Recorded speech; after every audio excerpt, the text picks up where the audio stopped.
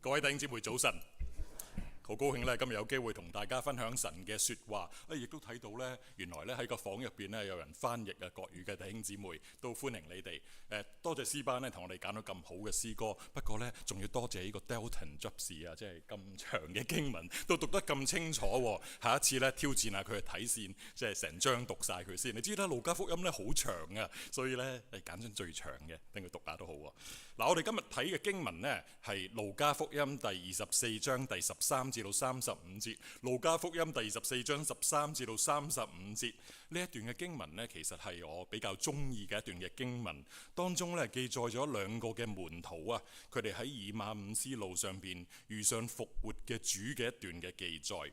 而我哋咧會透過今日嘅經文呢，一齊去思考究竟喺個復活節之後啊，呢一位復活嘅主耶穌基督同我哋嘅生命同埋我哋嘅生活有乜嘢關係呢？不過唔知大家有幾熟悉路加福音？路加福音呢，其實成卷書咧都好長嘅。如果計原文嘅字數呢，其實佢可能係新約裏邊寫得最多嘢嗰個人嚟㗎。可能你會話保羅書信啊咁，其實原來講字數，路加寫咗好多嘢，因為佢仲有寫使徒行傳㗎嘛。所以呢，我都想同大家呢好簡單咁樣講下，究竟呢件即係我哋發生緊啲咩事呢？咁有24章之前發生咗啲咩事呢？咁原來啊喺路加福音第23章裏邊記載到啊，耶穌被釘喺十字架上邊。喺23章最尾嗰度咧講到啊，耶穌被釘喺十字架之後咧，當時咧係安息日之前嘅一日。有一日咧，有一個咧叫做約瑟嘅人啊，佢咧係喺比拉多嗰度咧領過咗耶穌嘅屍身，咁然後之後咧包好咗之後咧就安葬喺一個墳墓入邊。而當中咧有一啲嘅婦女啊，亦都預備咗一啲嘅香膏香料，準備喺安息日之後咧去安葬耶穌之用啊。而喺第24章咧講述到咧，即係我哋今日嘅經文啱啱開始嘅時候咧，24章開始咧就講到安息日之後，即係7日嘅第一日咧，有一班嘅婦女咧喺一大清早嘅時候咧就帶住呢啲嘅香料啦，去到嗰個墳墓嗰度啊。咁跟住咧就發現咗呢個大石頭，即係封住嗰個墳墓嗰個石頭咧，已經係被滾開，而主耶穌嘅身體咧亦都唔見咗，咁剩得一個空墳墓。咁當中咧嘅婦女咧，佢哋咧就遇見咗有兩個嘅天使，天使咧就宣告耶穌已經復活啦。但係咧當時咧嗰個婦女咧聽到呢啲嘅消息，即係聽到同天使有呢個對話之後咧，佢哋咧就即刻翻到去嗰班嘅門徒咧、使徒嗰度咧，去話俾佢哋聽啊，報告呢啲嘅消息啊。但係當時咧嗰啲使徒咧以為一班嘅婦女咧可能係講緊大話，或者即係你啲婦女咧唔可信啊，喺嗰個時代都唔知係咪真嘅，都唔信呢件事啊咁。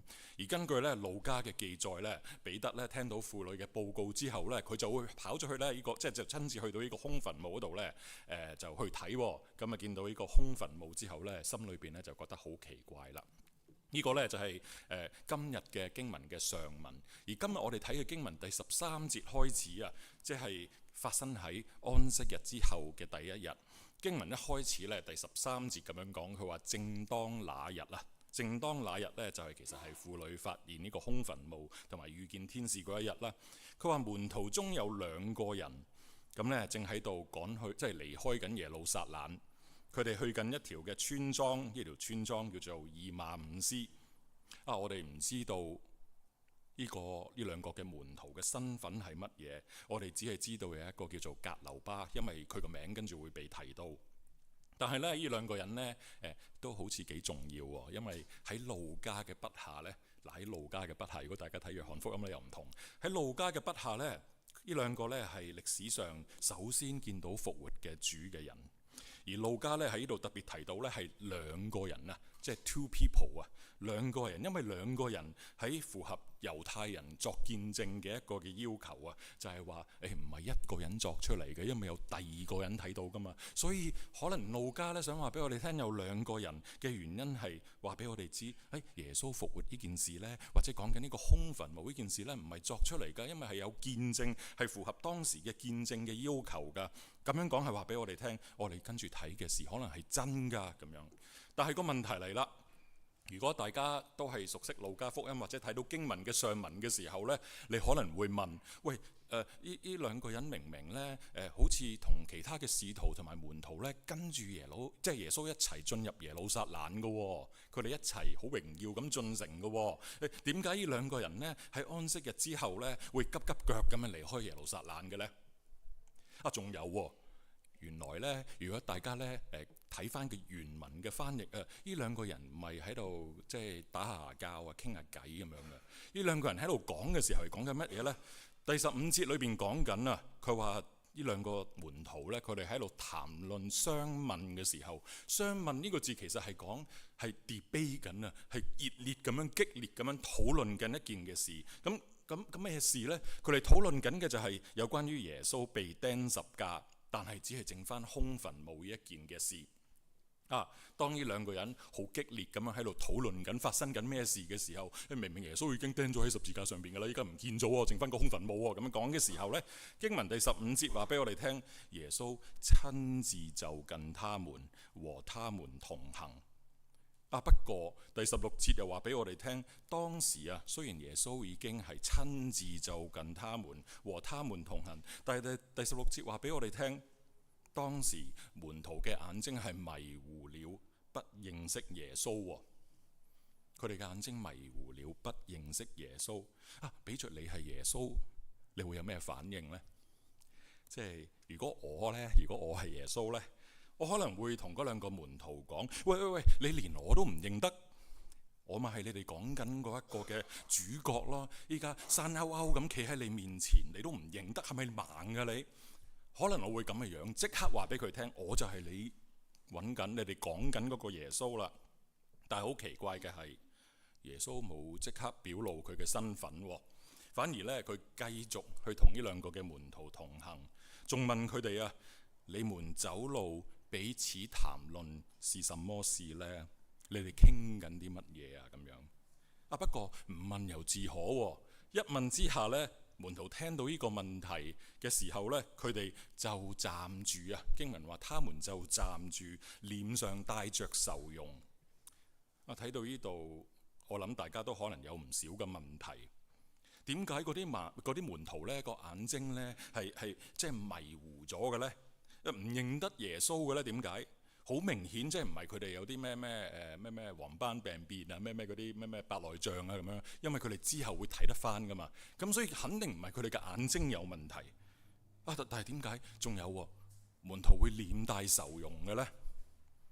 仲有頭先都問過，點解耶穌唔即刻表明佢嘅身份呢？即係講清楚咁咪簡單咯。本來整件事好容易解決㗎，係咪？即係如果你即係想精簡啲呢個故事，咁耶穌去到佢哋面前，咁跟住嗰兩個人呢，嗰兩個門徒呢，見到耶穌之後就大嗌一聲 Jesus Christ，認得，咁就完啦，故事就完啦，係咪？點解唔簡單啲？咁呢個故事咪可以清清楚楚完美咗咯？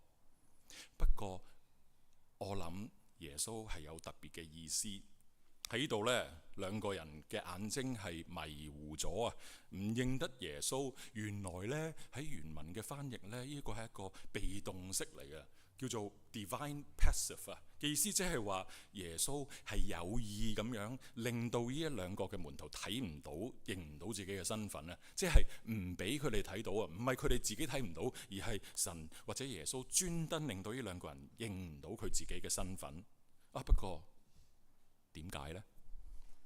點解唔俾佢哋直接睇到自己就係嗰個死而復活嘅耶穌？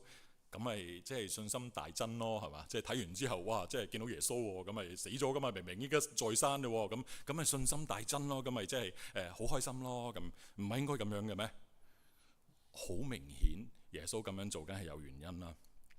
喺呢度呢，唔知大家有冇留意到即係耶穌呢嘅語氣嘅做法呢，有啲似嗰啲 counselor， 有啲似嗰啲輔導員嗰啲心靈醫治者咁樣引導呢一兩個嘅面帶愁容嘅門徒，將自己心裏邊嘅困惑傾訴翻出嚟，從中俾佢哋幫助。其實我哋自己嘅信仰生命都可能一樣嘅。唔知大家有冇諗過呢？其實如果要人信耶穌，或者要我哋自己呢信耶穌都幾容易我哋好多時候同人傳福音都會聽到一啲嘅問題，就係話：如果呢，即係我依家仲未決定，因為我唔知個神呢係咪真嘅，等等等等。所以理論上真係好容易嘅喎。如果耶穌突然間出現，或者神突然間創造一啲超自然嘅神蹟，咁係搞掂晒咯，清清楚楚、簡簡單單嚇，有啲唔知行雷閃電啊，有啲古靈精怪咁嘢，咁咪可以多啲人信，快啲信咯。不過唔知點解，偏偏喺我哋嘅日常生活裏邊，偏偏就唔係每一日我哋都可以見到過紅海嘅神蹟、死人復活嘅神蹟。我諗呢個可能係神專登咁樣做，因為神可能同樣咁樣想引導我哋，就好似佢引導嗰兩個嘅門徒一樣，想引導我哋透過同我哋每一日無時無刻嘅同行，幫助我哋喺困惑之中，每一日嘅困難挑戰入邊去認識佢更多。我哋繼續睇落去呢，喺第18節啊，其中呢有一個革流巴嘅人呢，呢個嘅門徒呢，就用一個譏諷嘅語氣呢，就反問耶穌，佢話：喂，你呢個呢嚟到耶路撒冷裏邊作旅客啊？呢幾日發生咗咁大件事，你都唔知咩？個個全城熱話嚟嘅喎，講緊你都唔知咩咁樣？咁但係耶穌點樣反應呢？耶穌冇同佢即刻去辯論，冇爭辯話，點樣冇講喎。佢反而咧去引導呢兩個嘅門徒，將佢哋心裏邊嘅困惑，令到佢哋面帶愁容嘅原因講出嚟。耶穌只係再問佢話：什麼事呢？係咪好似個 counselor 咁啊？係咪好似個輔導員咁啊？你講多啲俾我聽，你講多啲俾我聽 ，tell me more。但係諷刺嘅係呢。呢個革流巴呢，佢自己以為呢，佢喺耶路撒冷裏面乜都知㗎啦嘛。你咁大件事都唔知，我就乜都知。佢以為自己對整件事了如指掌啊！嘲諷耶穌，你呢個旅客嚟到嚟呢度，真係乜都唔知，冇理由啊，係咪？話佢連咁大嘅新聞都未聽過嘅時候，殊不知原來耶穌先至係整件事嘅主角。耶穌先至係嗰個喺整個耶路撒冷，甚至當時整個嘅世界裏邊，唯一清楚神全盤計劃嗰一個。有時人嘅無知呢，喺神嘅面前睇落都幾，我差啲話幾低 B， 即係都幾愚笨㗎喎。我哋好多時候以為我哋清楚神嘅心意，但係其實依靠嘅可能自己嘅經驗或者係邏輯。就好似呢兩個嘅門徒，佢哋仲未可以接受到耶穌復活嘅事實同埋嘅可能性。就算佢哋已經聽咗婦女嘅見證啊，知道有天使宣告過，但係佢哋都未能夠接受到耶穌基督嘅事實，耶穌基督復活嘅事實。唔怪得耶穌基督之後呢，我哋睇嘅經文呢，佢會話呢兩個人呢係無知嘅人啊，話佢哋嘅心信得太遲鈍啦。但係好明顯，耶穌唔想我哋信得面帶愁容，或者信得唔清唔楚。佢對信徒嘅生命同埋生活係有要求、有期望。咁呢啲係咩期望呢？耶穌對信徒嘅生命同埋生活有乜嘢期望呢？我諗第一點，耶穌期望我哋能夠憑信去生活。唔單止係咁，呢一個信呢係要建立喺神嘅話語上邊啊！你哋睇下耶穌點樣去解釋俾呢兩個門徒聽。耶穌話：佢話無知的人啊，先知所說的一切話，你們的心信得太遲鈍了。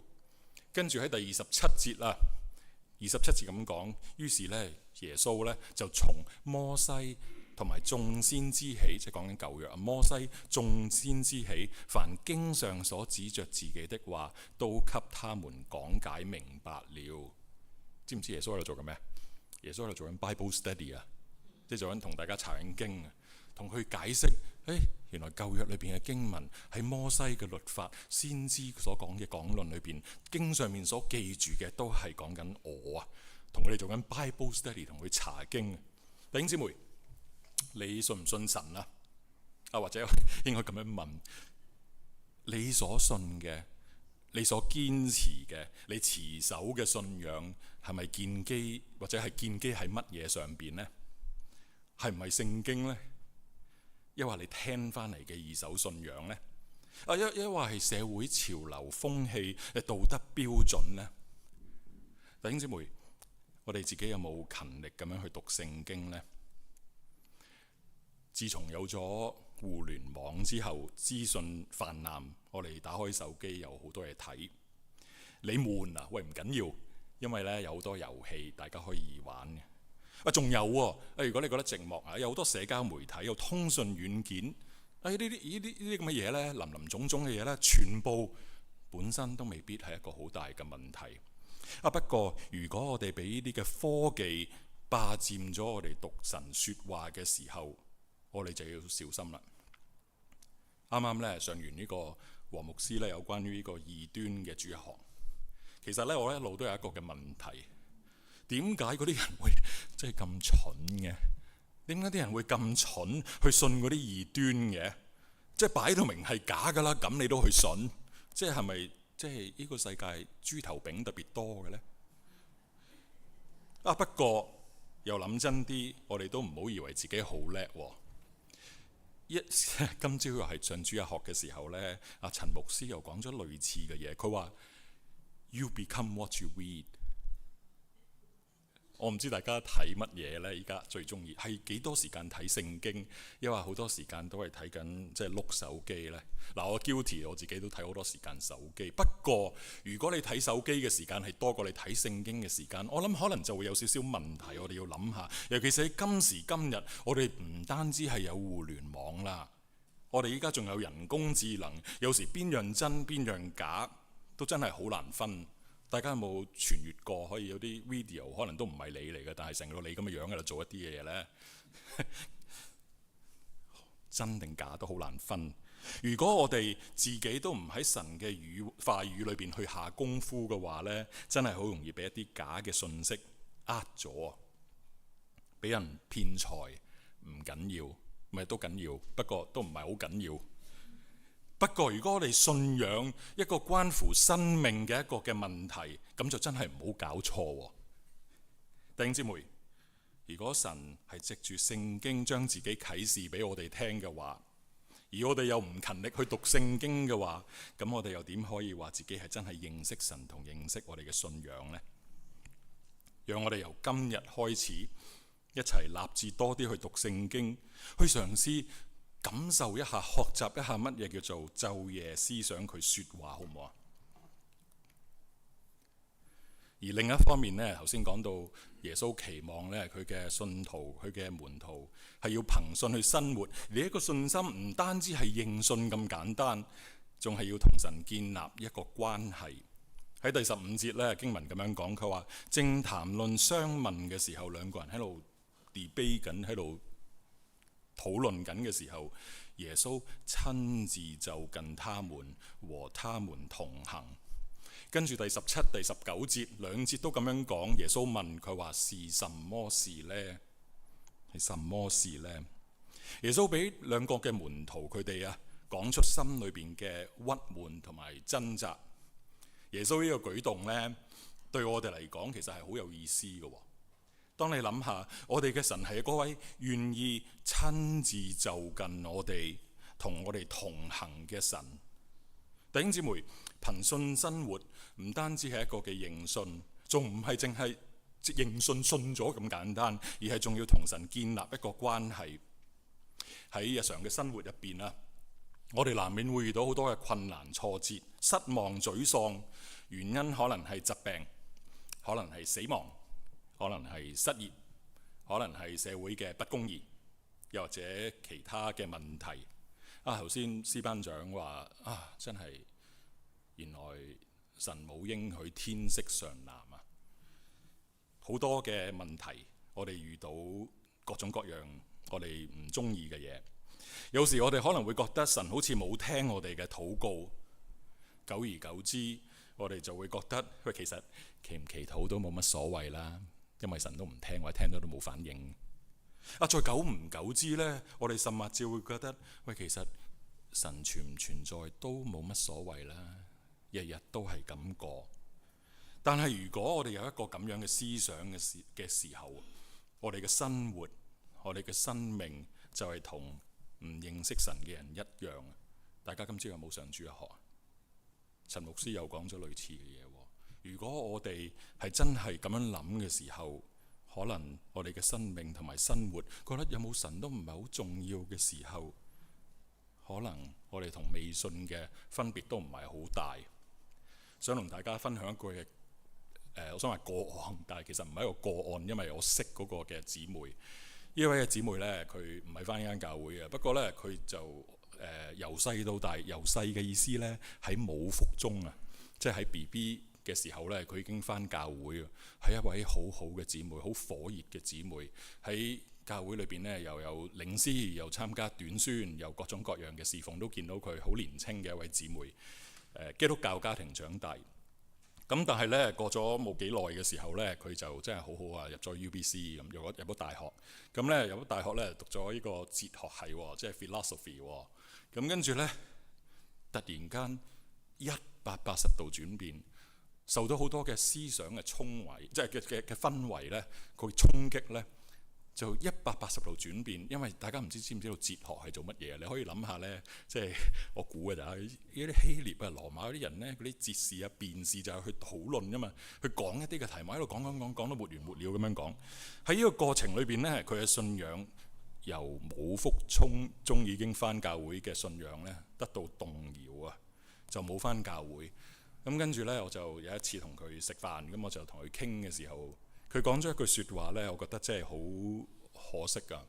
佢話其實即係信唔信神都唔係好重要，即係有冇神都唔係好重要。咁跟住我，喂，但係唔係喎？即係有永生㗎嘛？你信神先有永生㗎喎。即係呢啲好低等嗰啲傳福音方法咧。咁但係至少都要即係話俾佢聽呢個事實啊嘛。咁即係你冇永生㗎喎。咁佢話其實將來有冇永生都冇乜所謂，因為佢哋淨係睇到咁多啫嘛，佢哋淨係睇到今日啫嘛，佢哋睇唔到聽日噶嘛。啲年青人喺一個咁樣嘅情況之下，我覺得好心噏啊，即係好可惜。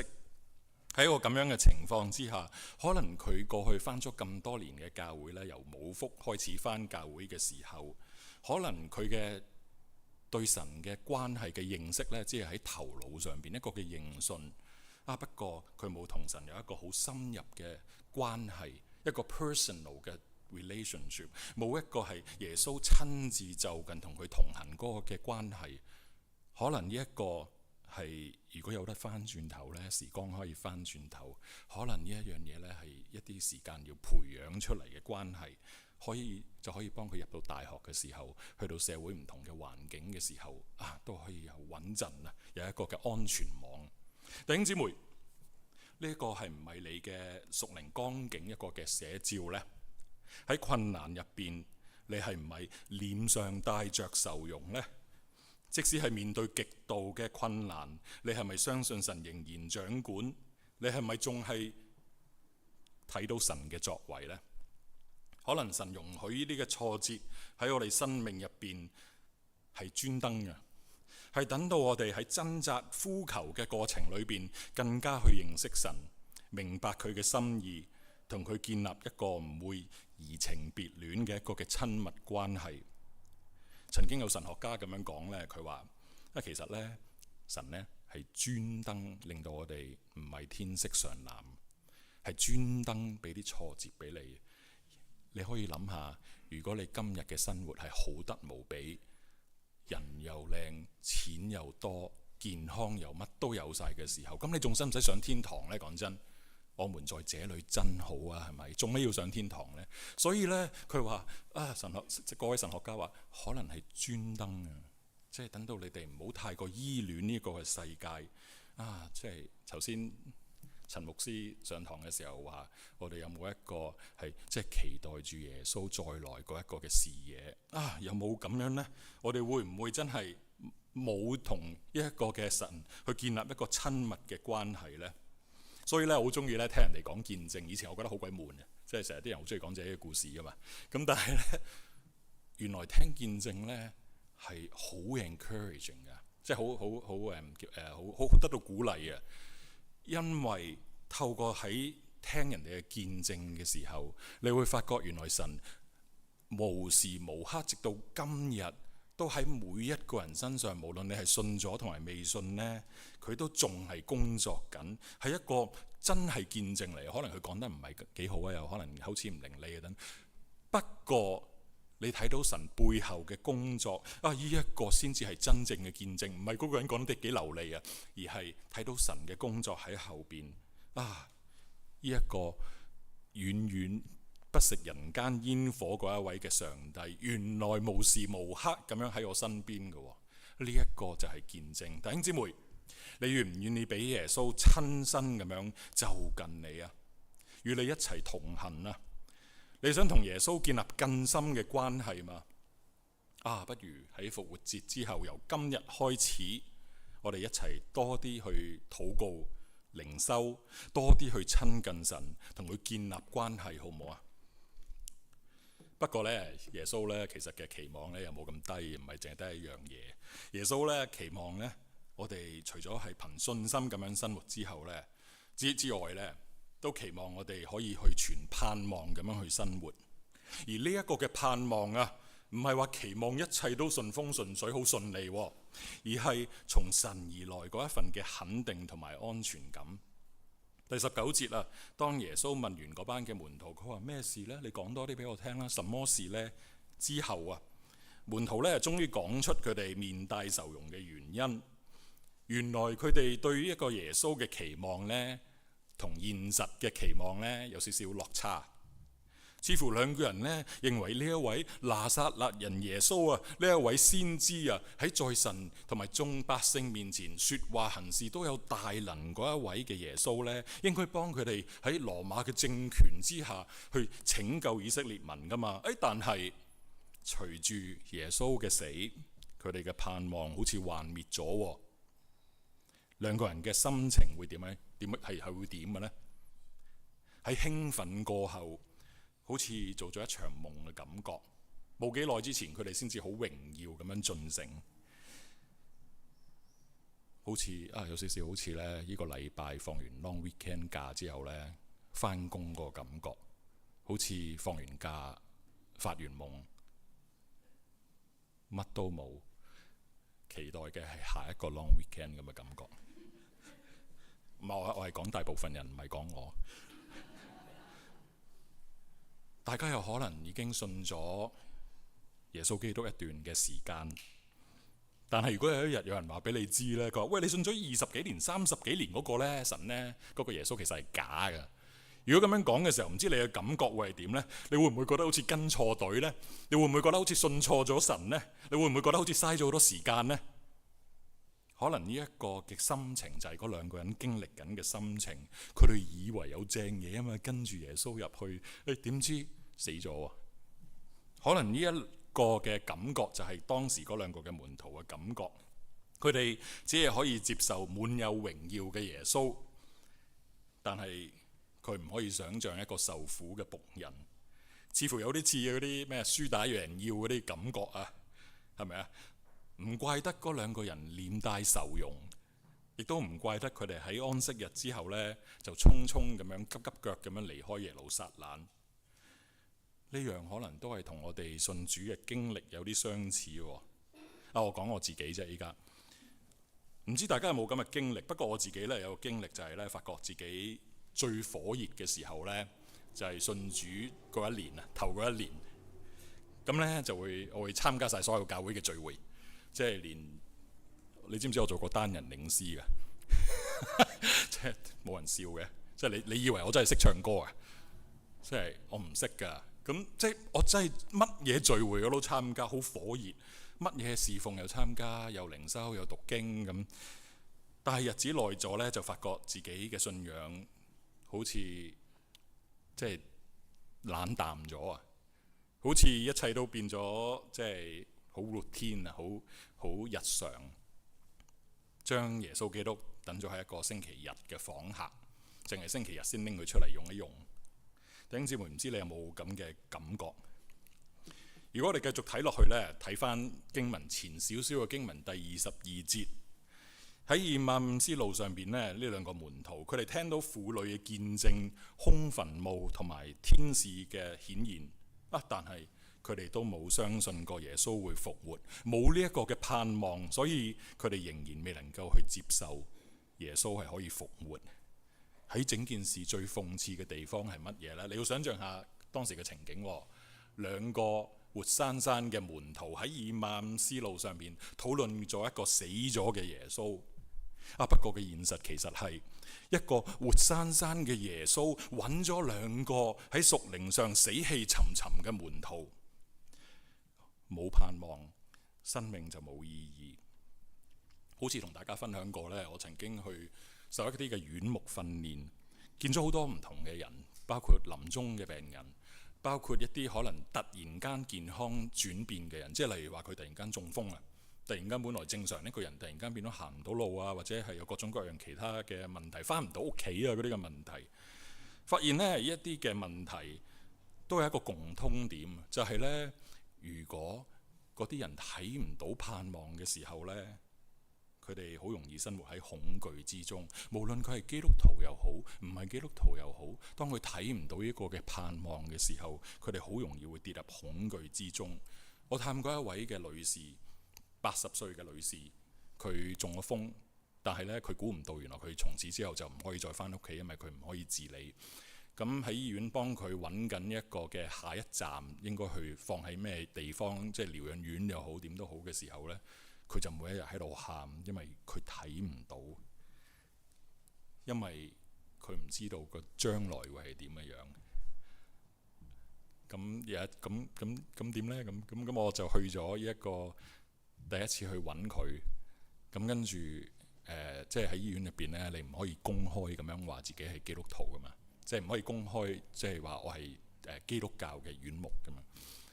不過呢，祈禱係可以嘅。因為祈禱可以唔係基督徒嘅祈禱噶嘛，咁所以咧我就同佢講，我話不如我同你祈禱啊，咁你有咩想我同你祈禱啊？咁跟住嗰個人就喺度喊，跟住佢話：你知唔知道你係第一個，我入咗院咁耐係第一個去揾我嚟願意同我祈禱嘅人啊！咁我喺度諗，哇，原來係咁簡單嘅啫喎，原來幫人哋去睇到一個嘅盼望呢係咁簡單。喺一個冇盼望嘅情況之下，佢哋喺恐懼之中。如果冇耶穌基督帶嚟嘅平安同埋盼望，我諗我哋即使活着，生命有咩可以俾我哋把持呢？又係陳牧師今朝講，佢話如果我哋只係聚焦喺今生，我哋就冇一個永恆嘅視野去等候主再來嘅時候，其實我哋嘅生命有咩意義呢？唔怪得咧，耶穌咧喺度同一個嘅嗰兩個嘅門徒講，佢話無知的人啊，話佢哋係信心遲鈍了。弟兄姊妹，我哋有冇信心遲鈍，繼而對神失望呢？我哋可能比嗰兩個門徒好少少嘅，講真，因為呢，我哋已經得到聖經完備嘅啟示咧，認識到耶穌復活嗰個大能。但係呢，我哋係咪認識咗，係代表咗我哋明白咗呢？我哋對神嘅認識係咪流於片面，只係求入境天國，但係唔係願意天天背十架呢？又或者弟兄姊妹，你會點樣理解神對永恆，即係我哋點樣理解對神同埋對永恆嘅盼望呢？你見唔見到你每一日嘅工作，你嘅生活係有永恆嘅價值嘅呢？你今日嘅工作，或無論我講緊工作呢，唔係淨係返工，包括咗你喺教會嘅侍奉，包括咗你每一日係照顧家庭、照顧湊孫嘅時間，呢啲都係你嘅工作。你睇唔睇到你今日所做嘅每一樣嘢，你嘅生活係有永恆嘅價值嘅呢？你今日嘅工作啊，喺永恆裏邊係會存留啊，唔係一把火呢，耶穌基督再嚟嘅時候會燒晒，係有永恆嘅價值。呢一個就係盼望。即係話你今日畫咗幅畫呢，係somehow會存留喺永恆裏邊會存留。可能你今日畫得好難睇，不過嗰幅畫喺主再來嘅時候，佢會復興萬事嘅時候，佢會somehow redeem咗嗰幅畫，係 incorporate 咗你嘅創造喺入邊，去將佢令佢更加完美。弟兄姊妹，你又會點樣幫助身邊絕望失落嘅人去分享呢一份嘅盼望呢？可能我同大家分享過，成日用呢個例子，應該分享過。有一年嘅聖誕24號啊，24號，即係大家好忙咧，喺度購買呢個聖誕禮物嘅時候呢。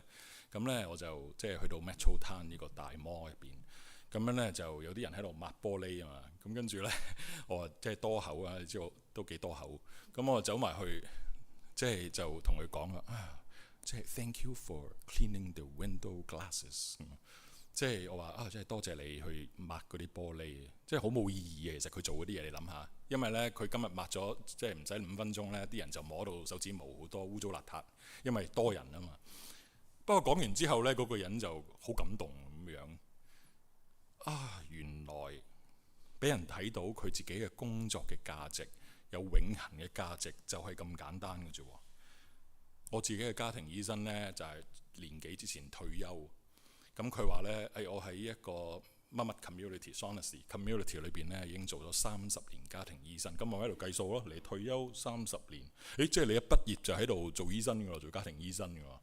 咁跟住我同佢講話 ，Thank you for serving our community for the past 30 years。跟住佢好感動。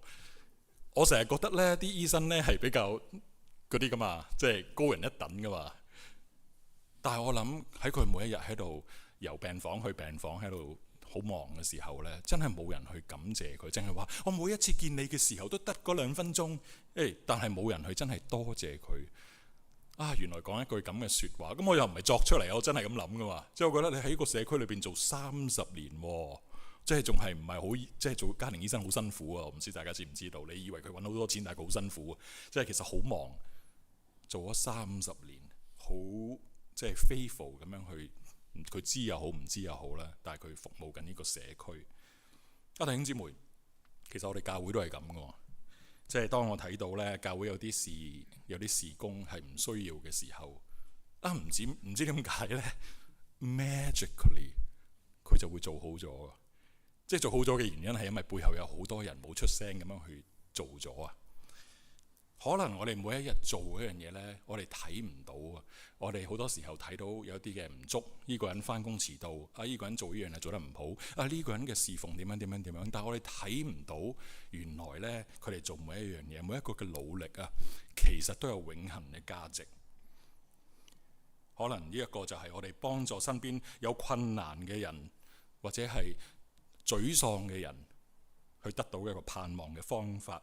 又或者可能你會見到身邊嘅人呢，有困難嘅時候，你陪伴佢，幫助佢哋，帶俾佢哋安慰，幫助佢哋用一個穿越眼前困難嘅視野，即係個困難就喺度，你穿透咗、睇穿咗嗰個困難嘅一個嘅視野，一個更加好嘅視野，幫助佢睇到一個有盼望神會永遠咁樣去愛我哋，並且係會再翻嚟嗰一個嘅視野，會復興萬事嘅視野，去幫助佢哋去 deal with 去應付目前嘅困難。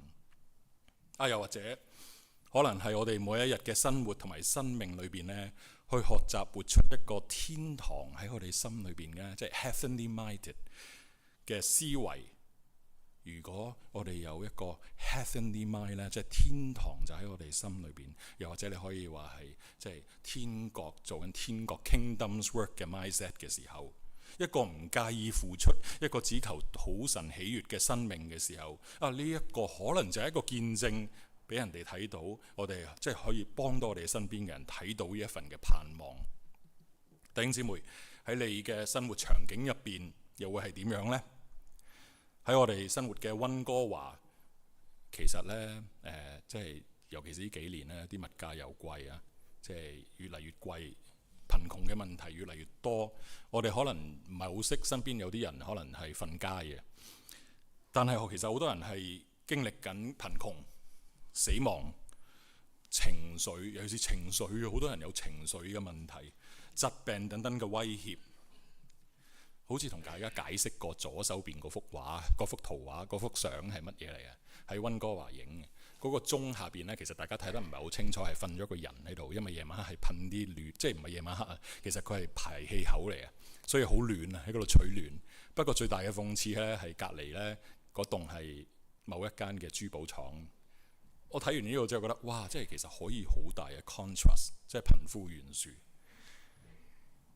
或者埋身一啲，我哋身邊嘅朋友弟兄姊妹都可能經歷緊傷痛同埋絕望，我哋又可以點樣去同佢哋分享呢一份嘅盼望呢？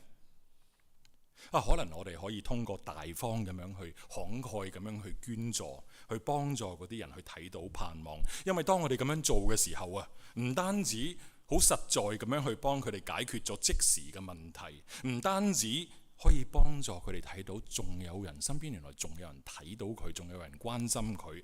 不過最重要嘅就係，當我哋自己以一個天國嘅天國為念嘅思維嘅時候，一個 heavenly minded 嘅時候啊，以永恆為念嘅生活嘅時候，所有一切短期嘅痛苦，一切嘅犧牲都顯得微不足道。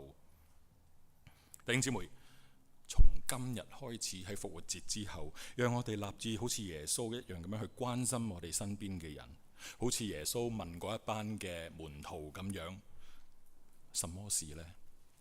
好似耶穌咁樣去探，即係去行到佢哋與佢哋同行咁嘅樣啊！好似耶穌咁樣去就近佢哋，了解佢哋嘅故事。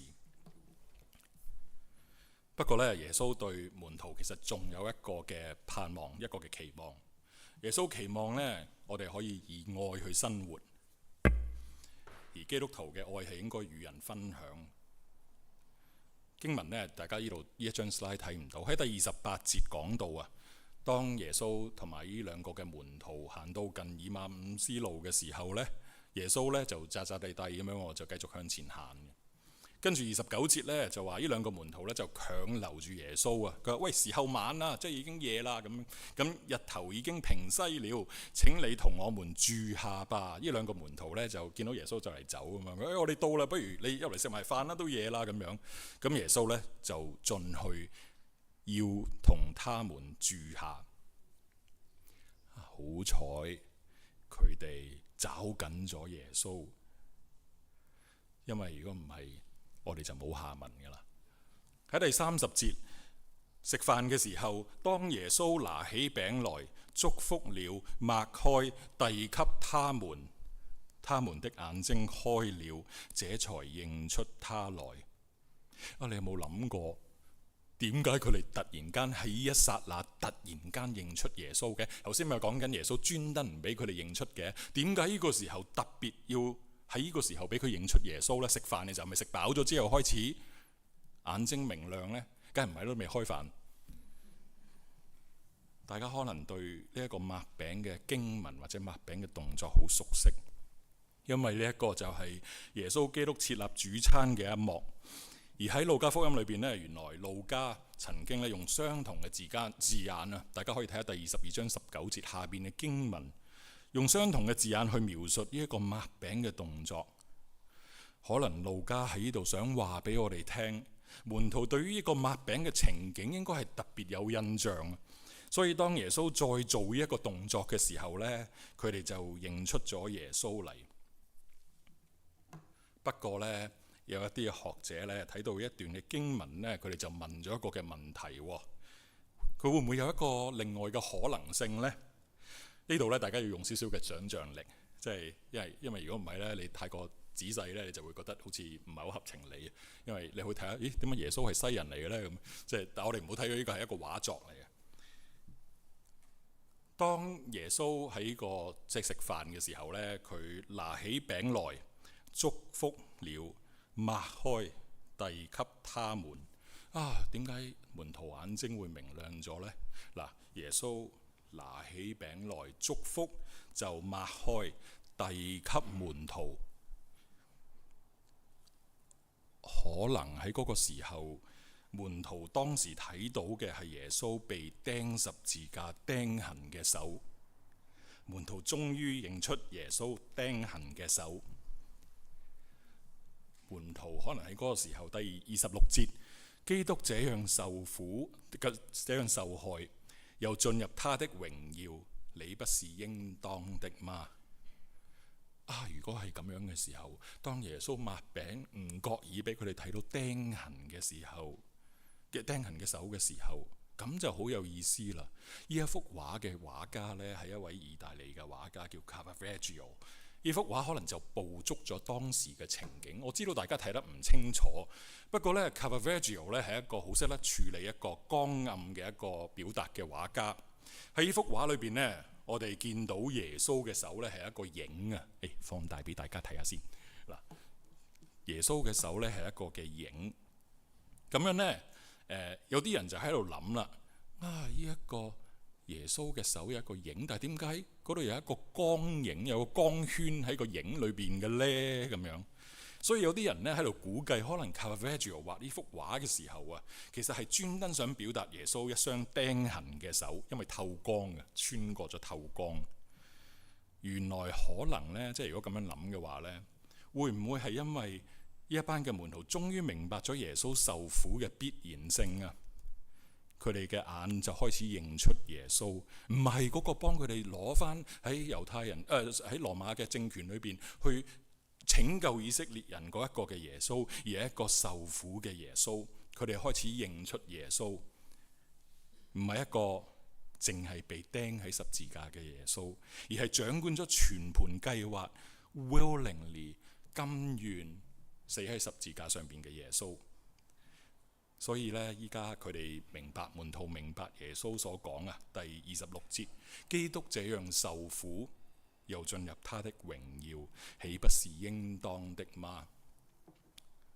當我睇到呢度嘅時候呢，我突然間開始明白呢一個嘅約翰福音呢記載到道成了肉身，住在我們中間，充充滿滿地有恩典有真理嘅意思係乜嘢？約翰福音咧第一章咧講到太初有道，但係又提到道就是神。其實喺當時希羅文化嘅影響之下咧，神係應該嗰啲即係高高在上，頭先講過超乎萬有，不食人間煙火噶嘛，係不被世俗污染噶嘛。當時嗰啲人覺得呢啲先至係高尚噶嘛，你嗰啲低等嗰啲咧，即係人啊，嗰啲肉身啊嗰啲咧就渣啲啊，啲低等啲噶嘛。所以神應該係高高在上噶。當時嗰啲人好容易明白，好容易接受啊。如果話俾佢知呢個神喺上面高高在上嘅時候，但係當時約翰寫呢個嘅福音嘅時候，佢話道成了肉身，仲要住在我們中間。咁呢個就好革命性嘅宣告，完美嘅道，完美嘅耶穌。點樣可以係同我哋次等嘅肉身扯上關係呢？不過喺以馬忤斯嘅經歷上邊，我哋見到另外一幅嘅圖畫，一個唔嫌棄我哋，因為愛我哋而介入我哋生命嘅、介入我哋嘅歷史嘅耶穌，同我哋一齊分擔、分享、一同坐席嘅耶穌。呢一個神，你認識咗未呢？Caravaggio 呢幅畫呢，依家存放喺倫敦嘅美術館入邊。幅畫嘅大細呢，嗱我自己呢就未去過嘅。咁如果你去過，你話俾我聽。不過據聞呢，即係睇尺寸呢，應該係同大細應該係同真人比例一樣。咁所以呢，我自己就喺度想像緊，即係當你企喺呢一幅畫嘅前邊嘅時候，去欣賞呢幅畫嘅時候，感覺就好似呢，你被耶穌邀請佢一同坐席坐埋一齊咁樣啊！你留翻個空位俾你，喺咪度啊？即係我睇嘅時候就諗下感覺到真係好似被耶穌邀請一同坐席嘅感覺。我諗 Caravaggio 呢個畫家選擇咗一個咁特別、即係咁短暫一個嘅時刻，喺畫布上記錄咗呢一個嘅經歷嘅呢個嘅時候啊，係有特別嘅原因。畫中呢，我哋見到兩個嘅門徒認得耶穌嘅時候，嗰種嘅愕然同埋驚訝咁啊，嗰種呢，好似喺度邀請我哋回想翻耶穌當時所行嘅各樣神蹟奇事，去感受門徒嗰種嘅驚訝。當我哋喺企喺嗰幅畫嘅前邊嘅時候，你認唔認出呢一個嘅耶穌呢？當你見到佢釘痕嘅手嘅時候，你見唔見到呢？讓我哋喺復活節之後，由今日開始，立志好似耶穌咁樣，學習以愛去生活，更加去愛我哋嘅上帝，同時更加去愛我哋嘅鄰舍，好唔好啊？弟兄姊妹，讀完今日嘅經文之後，你嘅以馬忤斯路喺邊度呢？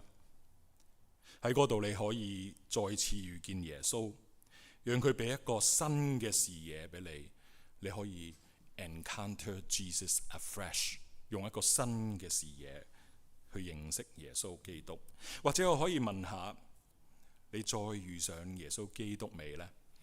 你願意同佢同行，俾佢重燃你嘅生命，你願唔願意呢？今日嘅經文呢，嗰兩位嘅門徒認出咗耶穌之後呢，經文話俾我哋聽，佢哋立時起身啊，跟住回到耶路撒冷去見證呢個耶穌基督嘅復活。佢話主果然復活。弟兄姊妹，本來呢兩個嘅門徒係連帶受用，依家佢係做一個活潑嘅見證，由不信到深信。相信如果我哋願意，無論我哋喺乜嘢嘅環境，喺人生乜嘢嘅階段，乜嘢嘅年紀，神必然同樣咁樣藉住我哋祝福我哋身邊每一個嘅人。讓我哋同心祈禱。親愛的天父，感謝你，感謝你愛我哋到一個地步，你願意差你獨生兒子為我哋嘅罪釘喺十字架上邊。神，我哋唔知道點樣講啲乜嘢，做啲乜嘢，因為我哋無論點樣做，講啲乜嘢，都係唔可以表達到我哋對你嘅感謝。但係神啊，你並唔係淨係單係死喺十字架上，你係嗰位復活嘅主，你係滿有大能嘅上帝。神啊，求你跟住落嚟嘅時間幫助我哋喺我哋嘅日常嘅生活裏邊，當我哋缺乏信心嘅時候，當我哋遇到沮喪困難嘅時候，當我哋感覺到好似將來唔知點樣嘅時候，但係神啊，求你喺我哋困惑嘅時候，當我哋連帶受用嘅時候，俾我哋認識去翻你身邊，走翻去你面前，與你同行，讓你加入我哋嘅生命入邊，幫助我哋，亦都透過我哋去祝福我哋嘅社區，祝福我哋嘅教會，祝福我哋所有去身邊嘅人，使到佢每一個身邊嘅人都可以認識到你嘅愛。我感謝你，禱告奉靠主耶穌基督聖之名祈求，阿門。